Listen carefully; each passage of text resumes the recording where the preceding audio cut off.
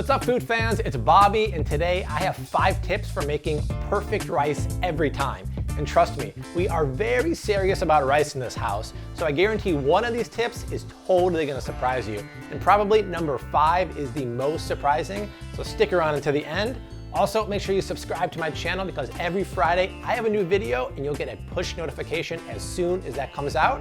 And if you want to recommend what I make next week, leave a comment below. I will pick my favorite recipe and totally give you a shout out. Let's start by getting a cup of rice. I'm using jasmine rice, my favorite.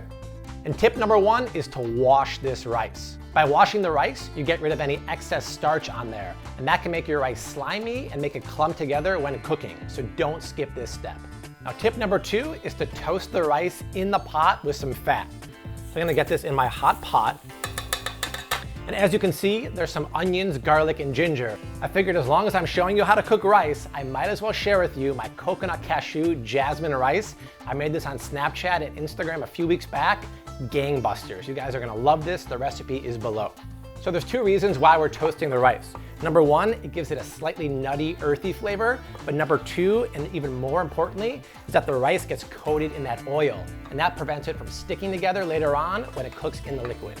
Now, speaking of water and oil, check out my video on how to cook the perfect pasta, because if you're cooking pasta and putting oil in the cooking liquid while you're boiling the pasta, you're doing it wrong. So check it out and I'll set you right.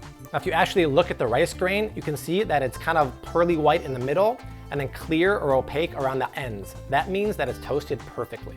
For tip number 3, you actually want to use less water than you think you need. Most recipes call for 2 parts water to 1 part rice. And unless you like mushy rice, don't do that.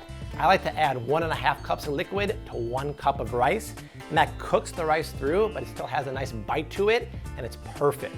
And for this recipe, I did half coconut milk. You're gonna love that. It adds such a tropical flavor to this dish. Tip number 4, season aggressively. I'm gonna add about 1.5 teaspoons of salt to this, because this is basically a bland pot of water and coconut milk. You have to season now, because if you do it later, forget about it.